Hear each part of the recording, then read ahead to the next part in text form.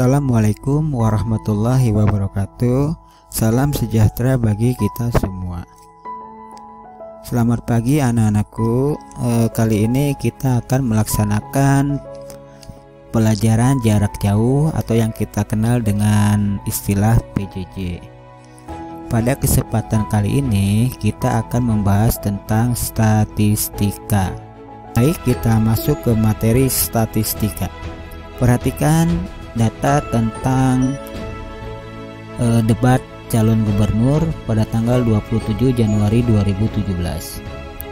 Data ini tentang banyak responden yang menonton debat tanggal 27 Januari tersebut.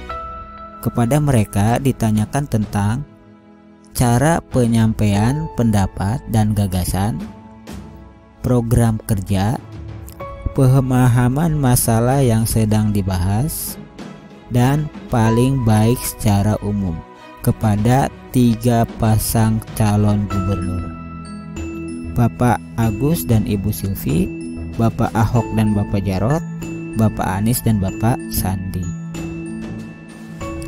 Ternyata dari data ini diperoleh kesimpulan pasangan Bapak Ahok dan Bapak Jarot dinilai jauh lebih positif dalam hal pemahaman masalah yang diperdebatkan, program kerjanya, cara penyampaian pendapat atau gagasannya, dan secara umum.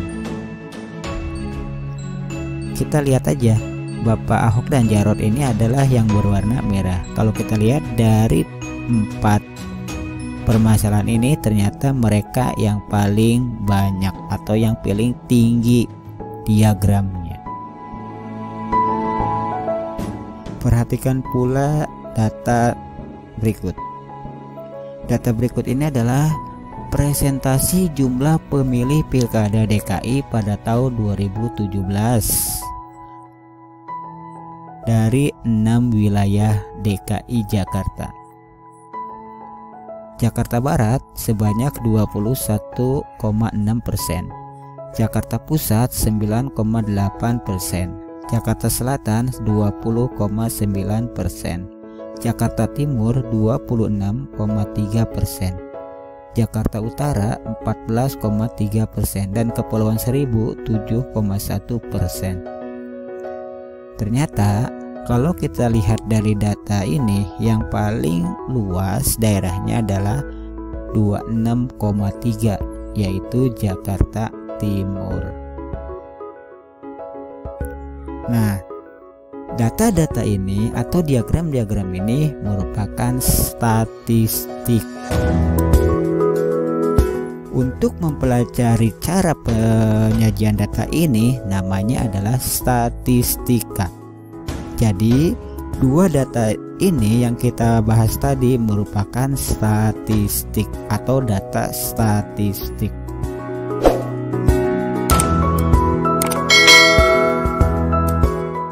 Jadi bisa kita simpulkan, statistik dan statistika itu adalah 2 hal yang berbeda. Statistik itu adalah kumpulan, bisa berupa fakta, bisa berupa angka, atau keterangan apapun yang disusun dalam daftar atau tabel yang menggambarkan suatu persoalan. Seperti tadi, pada tabel yang pertama itu adalah persoalan tentang debat calon gubernur. Sedangkan pada data yang kedua tadi adalah mengenai jumlah pemilih ketika pemilihan gubernur DKI Jakarta. Jadi mereka itu terbentuk dari fakta atau angka yang disusun dalam daftar atau tabel yang menggambarkan suatu persoalan. Itu adalah statistik. Sedangkan statistika adalah ilmu yang mempelajari statistik. Jadi ilmu cara pengumpulan data, pengolahan data, penyajian data, dan penarikan kesimpulan itu namanya statistika. Jadi statistik adalah barangnya, statistika adalah ilmu untuk membuat barang tersebut. Itulah perbedaannya.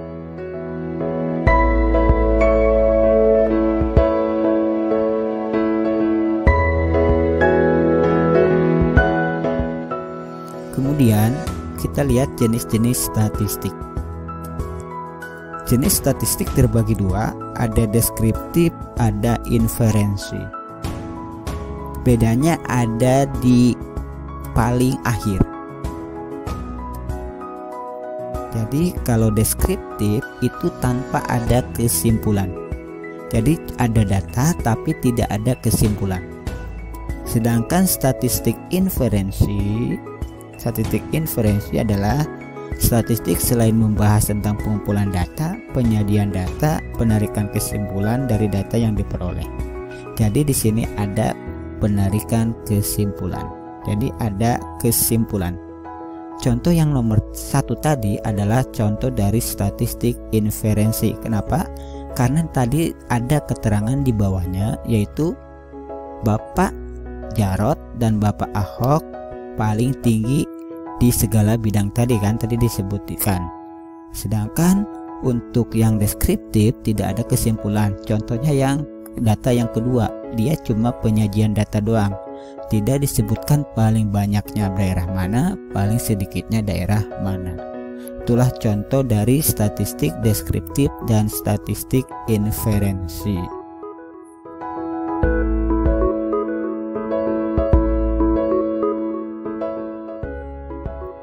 Baik, kita lanjut, kita bahas tentang populasi dan sampel.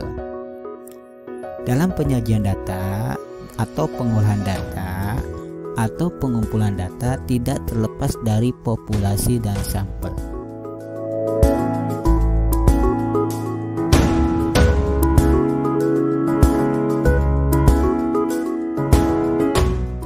Kalau populasi itu adalah seluruh objek yang akan kita teliti.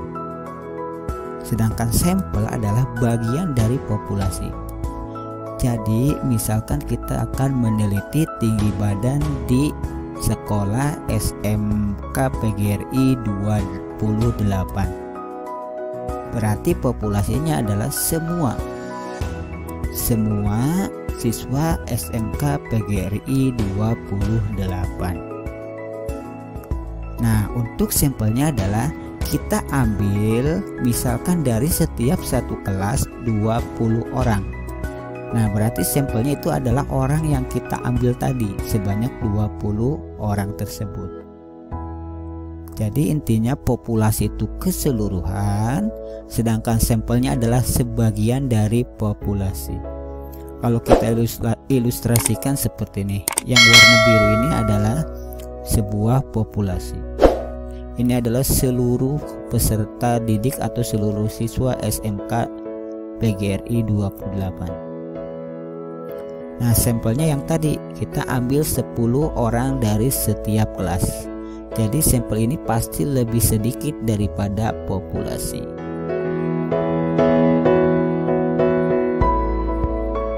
Itulah populasi dan sampel.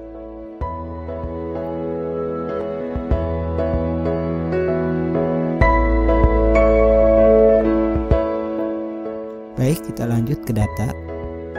Data adalah sejumlah informasi yang dapat memberikan gambaran tentang suatu keadaan atau masalah. Ini adalah syarat data yang baik. Data harus objektif, harus relevan, harus up to date, harus representatif, dan dapat dipercaya. Objektif itu harus ya, data itu harus benar, tidak boleh dikarang sendiri. Jadi harus benar-benar data itu diambil sesuai dengan kenyataannya atau keadaan yang sebenarnya. Relevan itu adalah data yang sesuai. Misalkan kan kita gini, kita akan meneliti tinggi badan. Berarti data yang kita peroleh adalah tentang tinggi badan orang tersebut. Jangan sampai kita akan meneliti tinggi badan tapi yang kita ambil datanya adalah berat badan. Itu tidak relevan namanya.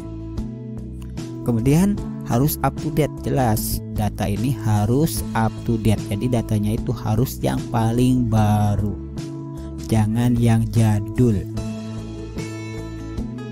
Representatif. Nah, kalau representatif itu adalah berhubungan dengan sampel dan populasi. Misalkan tadi Misalkan tadi kita akan mengukur tinggi badan siswa SMK PGRI 28. Berarti yang kita ambil 10 tadi harus menunjukkan keseluruhan peserta didik yang ada di SMK PGRI 28. Peserta didik atau siswa itu kan ada yang tinggi, ada yang kurang tinggi. Jadi kita harus mengambil yang tinggi dan yang kurang tinggi. Jadi yang harus secara acak. Tidak boleh kita ambil yang tinggi semua atau yang kurang tinggi semua. Jadi harus representatif. Dan yang terakhir harus dapat dipercaya. Jadi cara pengukurannya, cara pengambilan datanya itu harus jelas, harus bisa dipercaya kalau itu data itu adalah data yang benar. Nah, itulah tentang data.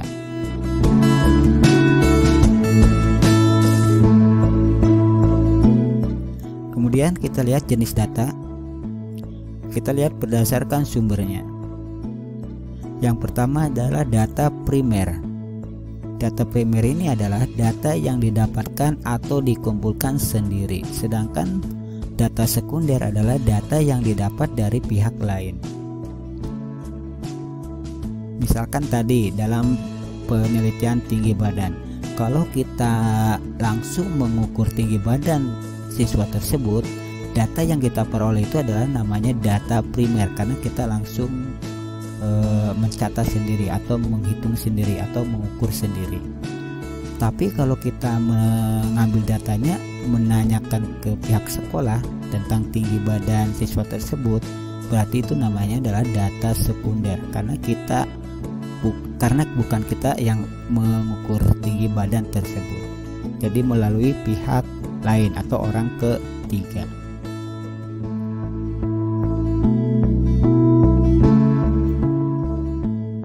Kemudian berdasarkan jenisnya.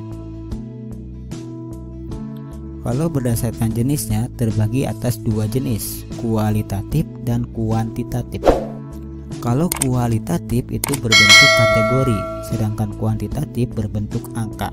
Contohnya data kualitatif: bagus, jelek, banyak, sedikit.